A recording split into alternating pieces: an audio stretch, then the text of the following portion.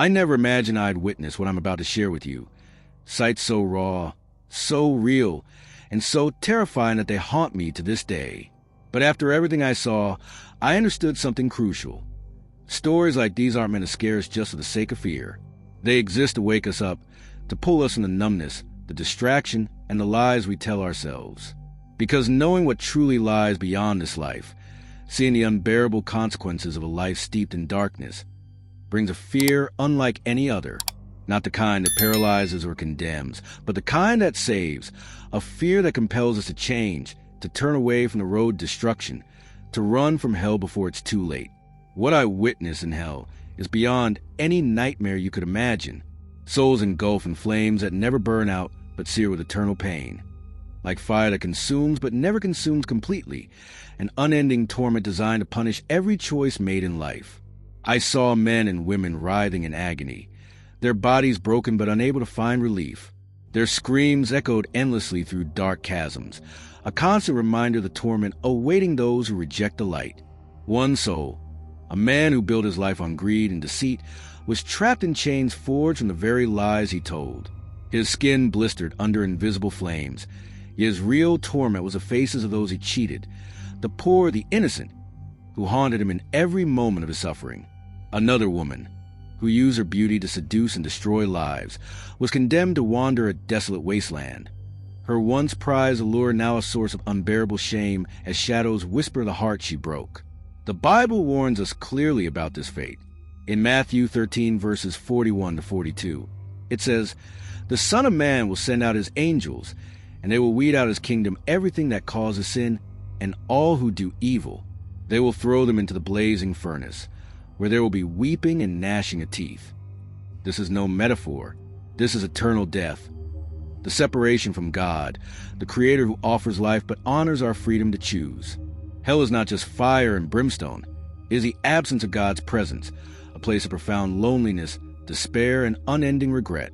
The Apostle Paul warned in 2 Thessalonians 1 verse 9 that those who reject God will be punished with everlasting destruction and shut out from the presence of the Lord. And that punishment is not just physical. It is spiritual death, the consequence of the choices we make here on earth. This is why hearing stories like these matters. Because without this fear, this sobering awareness of what's truly at stake, we risk drifting into complacency. We forget that every decision, every thought, every action shapes our eternal destiny. So if you're ready to hear what most people refuse to admit, what the world avoids and silences, the painful, shocking truth of what happens to those who walk the wrong path, stay with me.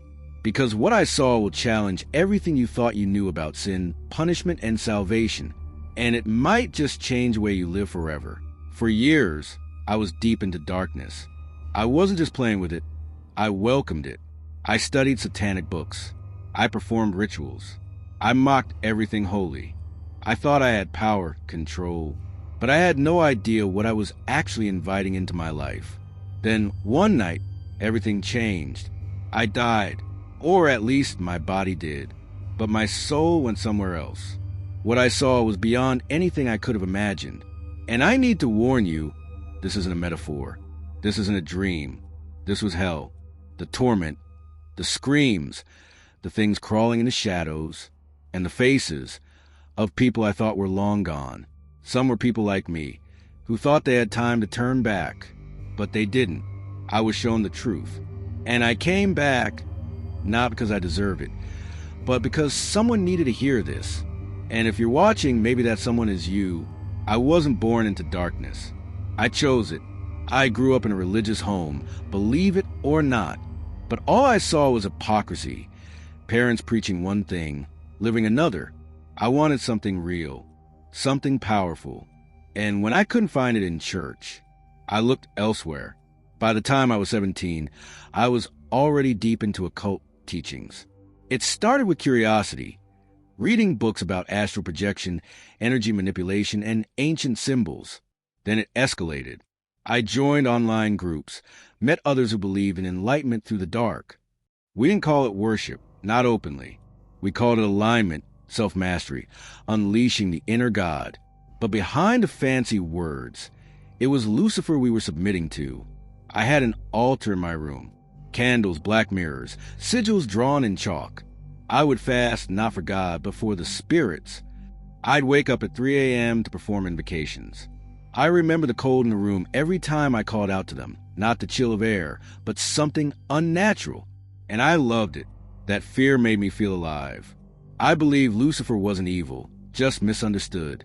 A rebel, a bringer of knowledge. That's how we justified everything.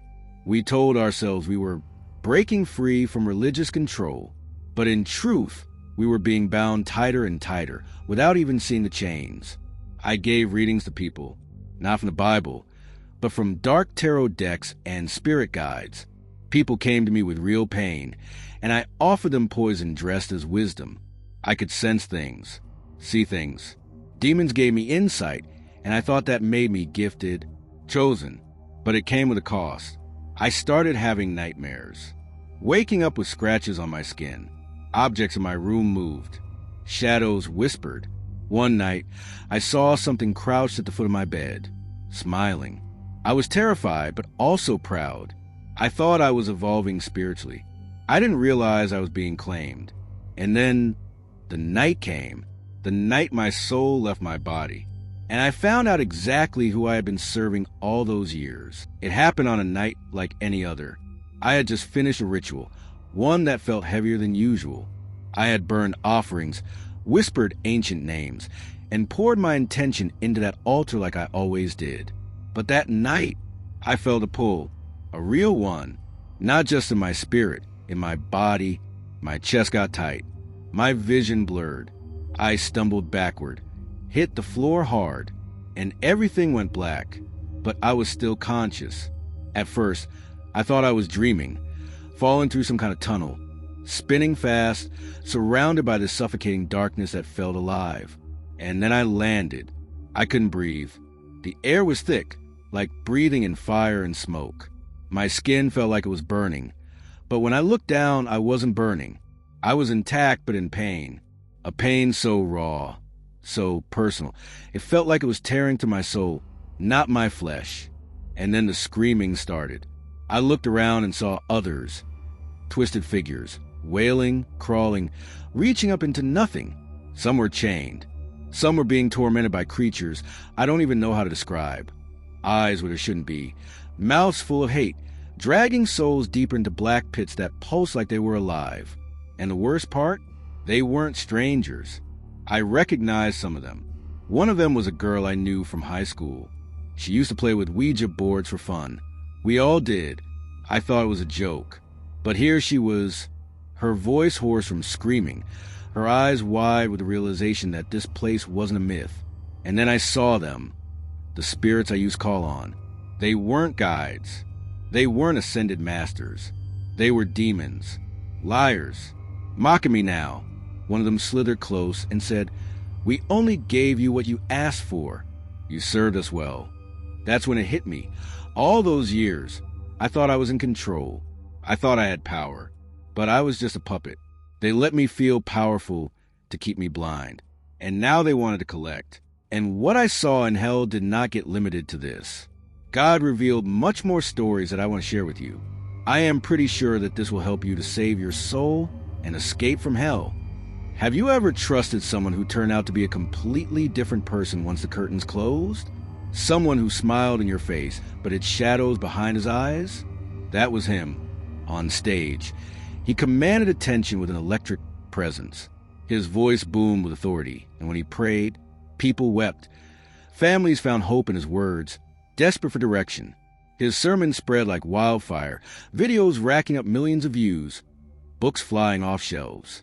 His church grew so fast it seemed unstoppable, a beacon in the darkness for so many. But what most didn't know was that wildfire doesn't just warm, it consumes. And it burns everything in its path, including the man holding the match. Behind that polished smile and confident delivery was a man caught in a web of deceit. Not just deceiving others, but himself. He used the pulpit like a stage, his smooth voice carefully rehearsed to hide the turmoil beneath. But behind the scenes, he was a puppet, not of God, but his own ego, lust, and secret cravings that devoured him from the inside out. Women followed him from city to city, quiet arrangements made in shadowed rooms, scandals whispered and swept under carpets. When guilt knocked at his door, he didn't face it. He called it a spiritual attack, convincing himself his sin was manageable, hidden behind the glow of his growing ministry. But here's the truth no one tells you. You can't hide from eternity. When I was pulled into that place, into the very depths that people joke about, sing about, or pretend don't exist, I saw things no human mind should ever witness. Hell is not a fairy tale or a metaphor. It's not a place we visit in dreams. It is real, and it is a sentence of eternal consequence. Among the very first souls I saw was that man, not draped in robes or standing tall behind a pulpit, but broken on his knees, shackled by heavy chains that rattled with every tremble of his body. The air around him was thick with torment, echoes of his own sermons circling endlessly like a curse. The very words he once preached to inspire holiness were now weapons piercing his soul. Be holy, for I am holy. Be holy, for I am holy. The repetition was relentless, a painful reminder of the truth he had preached but never lived. His cries were raw, no longer prayers for mercy or forgiveness, but desperate pleas for silence. He begged the flames to hush the echoes, to stop reminding him of the holy standard he willingly ignored. The fire burned, not just his flesh, but his pride, his lies, his falsehoods. As I stood there, torn between terror and disbelief, a demon leaned close and whispered words I will never forget. He fed us with every lie he told. This is a chilling reality the Bible warns us about. In 2 Timothy 3 verse 5, it speaks of those who hold to a form of godliness but deny its power. These are the ones who deceive themselves and others, only to face a judgment described in Revelation 21 verse 8. But the cowardly, the unbelieving, the vile, the murderers, the sexually immoral, those who practice magic arts, the idolaters, and all liars, they will be consigned to a fiery lake of burning sulfur. This is eternal death, complete separation from God, where regret lasts forever and hope is lost. The choices we make here on earth aren't just temporary. They echo into eternity. And when we ignore the call to true repentance, to genuine holiness, the consequences are unimaginably severe. So listen carefully. What I saw was not just punishment. It was a reflection of the life lived in defiance of truth. It was a warning that the road of deception and hidden sin leads to a prison without escape. If you've ever been tempted to believe that sin can be managed, or that appearances are all that matter, remember this man's fate. Because eternity does not play by the rules we try to set, and hell is not a place anyone should ever gamble their soul with. You see, in that place, titles mean nothing. Popularity means nothing. Every hidden act is exposed, every mask ripped away. And the ones who should have known better, the ones who led others while lost themselves, they fall the hardest. Stay with me until the end, because what you're going to discover now may surprise you. There wasn't just one pastor down there, and not every soul looked evil on the outside. Some of them looked a lot like people you know. Some of them looked a lot like me. And what I saw next shook me to my core. But before I take you further, I want to ask you something. Not out of formality, but out of a deep, urgent need to connect with someone on the other side of the screen. Have any of these words stirred something inside you? Maybe a memory, a fear, a question you've never dared to voice. If this subject makes sense to you, if something inside you is waking up even just a little, I invite you to leave a comment. Share what spoke to you, whether the thought, a doubt, or even your own experience. Your words here matter more than you think. This channel exists to expose what's hidden, to give voice to stories that many silence. But it can't grow alone. Every like you give, every person who clicks subscribe, helps this message reach someone who might be where I once was. In the dark, blind to the truth, and only one story away from waking up. And maybe, just maybe, your comment, your engagement, becomes a seed that wakes them up. So don't stay silent. This isn't just a video, it's a warning. It's a mirror, and it's a gathering of souls who are beginning to see what truly lies beyond the veil. And now, let me take you deeper, because the next soul I saw in hell was a woman the entire world couldn't stop watching. Her face was everywhere, billboards, screens, social media feeds lighting up with her flawless smile and radiant skin. She was the picture of perfection, the embodiment of confidence and freedom. Millions of followers hung on her every word. Her every post dripping with a mix of allure and rebellion. On Earth, they called her bold, authentic, empowered. A trailblazer challenging outdated rules. But in the spiritual realm, her influence carried a far heavier, darker weight. She built her empire on sensuality, pushing limits with every picture, every caption. "Your body is your truth," she declared with conviction.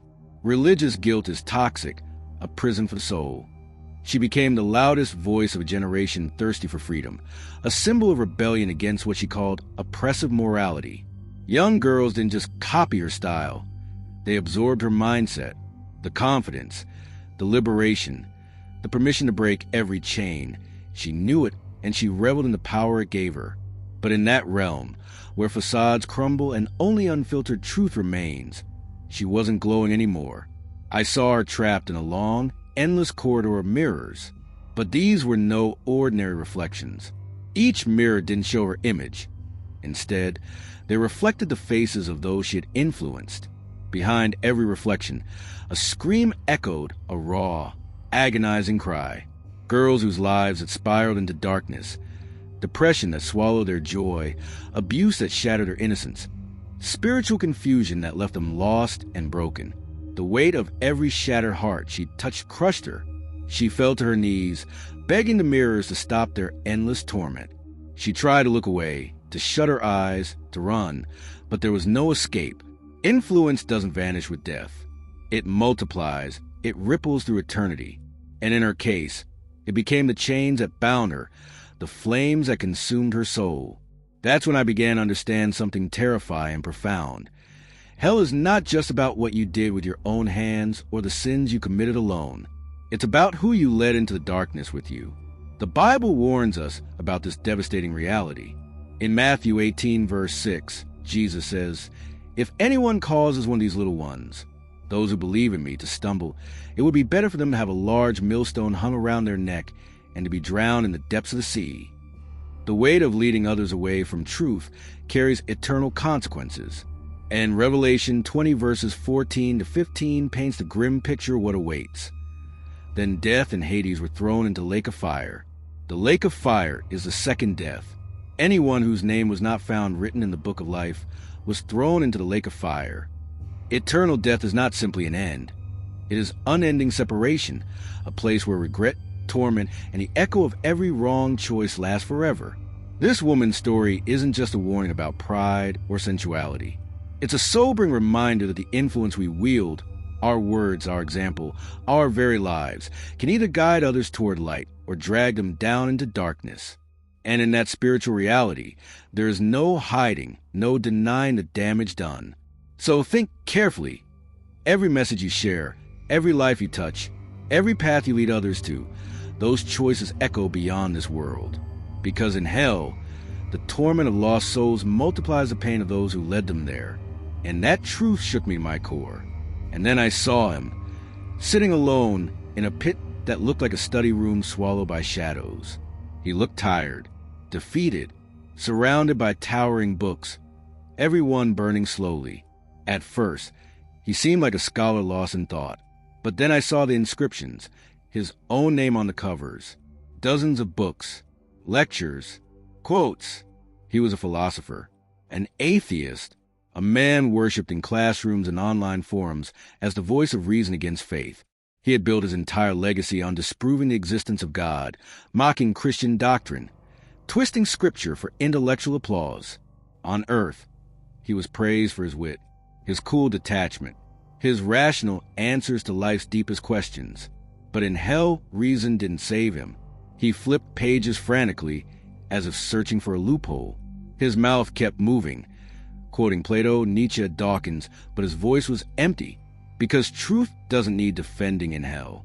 It's undeniable. Every theory he built was now the bars of his own prison. And the irony? He was surrounded by the very truth he rejected, the God he denied, the judgment he laughed at. No more debates, only regret. Further ahead, in a suffocating space thick with incense and shadows, I saw her. She had been a healer, a respected one. People came to her with broken hearts, lost spirits, Illnesses doctors couldn't explain. And she helped. She really believed she was helping. But she didn't pray to God. She invoked spirits. She aligned energies. She used crystals, candles, chants, rituals she believed were pure. The universe listens, she'd say. Love and light will guide you. But what she thought were guides were actually gatekeepers. I saw them now, the same spirits she once welcomed, standing over her, whispering spells backward, torturing her with the very rituals she'd used to heal others. Every candle lit in her earthly practice had opened doors, and now those doors were locked from the inside. She kept crying out, I meant well, I didn't know. But in hell, deception doesn't excuse you. It enslaves you. Not far from her, I heard something that stopped me in my tracks. A man wailing, not from pain, but from overwhelming guilt. He had been admired, a doctor, a speaker, known in his community for charity, for service, for saving lives. But underneath his good deeds, he carried secrets darker than anyone imagined. He performed abortions. Hundreds, some legal, some quiet, some never even documented. He convinced himself it was mercy, told others it was choice. But deep down, he always knew something wasn't right. And now, in hell, those voices, the ones never given a chance to speak, surrounded him. Infants, whispers, cries that never stopped. Each one knew his name, and he couldn't close his ears. I looked away and saw chains rattling nearby. A man, muscular, shaking, screaming at a screen that hovered in front of him like a ghost. On the screen, scenes from his life. Alone in his room, phone in hand. Clicks, repeats, lies he told his wife. Nights he swore would be the last. Addicted, not just to substances, but to lust, secrecy, comfort. He used to say, God knows my heart. Or, everyone struggles with something. He thought acknowledgement was repentance, but he never changed. And now, the same screen he used to escape reality was playing his reality on loop. No fast forward, no exit, just everything he refused to surrender, magnified, eternal. As I moved forward, the air grew heavier. Music pulsed in the distance, low, distorted, sinister. I followed the sound and found her. She was dancing, alone, but it wasn't joy. It was compulsion. She had been the life of every party. Beautiful, wild, irresistible. She had laughed at death, made jokes about hell, said religion was for the weak, until the night she didn't make it home. A drunk driver, split-second impact. Lights out, now. She danced in a mockery of the very lifestyle she once glamorized. The music never stopped, but the laughter, it had turned to howling. Each beat a memory, each strobe a flash of the moments she dismissed every warning. And the worst part? She still looked back, hoping the party might end. It never did. But then something happened. In the distance, there was a sound, soft but firm, like a heartbeat, a rhythm, and I felt a presence. Not like the cold spirits I had known. This was warm, pure, terrifying in its holiness, and the demons backed away. I don't know how or why, but I was pulled out. My eyes snapped open in a hospital room. I was on a gurney. A nurse was yelling something. I had been gone for nearly 5 minutes. They said my heart had stopped, but I knew the truth. I hadn't just died. I had been shown. That trip to hell wasn't a warning. It was a revelation. And I came back different. Everything I believed in before was a lie, and I can't stay silent anymore. Because someone watching this right now might be walking the same path I did. And I'm telling you, it doesn't end the way you think it does. And that's when I saw the last soul I would meet, and it was mine. Now I want to go even deeper into this subject. If this journey is making you reflect, if something inside you is shifting, comment there, that makes sense to me. And if you've stayed with me all the way until here, thank you. I know this wasn't easy to watch. But sometimes the truth isn't supposed to be easy. It's supposed to wake us up. If this journey made you reflect, if at any point you saw yourself in these stories, or felt something deeper stirring inside, let me know you made it to the end. just drop a comment saying this message was for me. I read what you write, and it means more than you can imagine. And if this kind of content helps you, challenges you, or simply makes sense in the season you're living right now, go ahead and subscribe. That way, you'll always be close when we open up these deeper conversations. This is a space where we go beyond the surface, and your presence here truly matters. Also, if this video connected with you on any level, just give it a like. It helps keep this message alive, reaching the people who are quietly searching for something real, maybe just like you. Now, if you want to keep going, there's a video next door that complements everything we've talked about. Click on it, and let's continue this journey together just a little further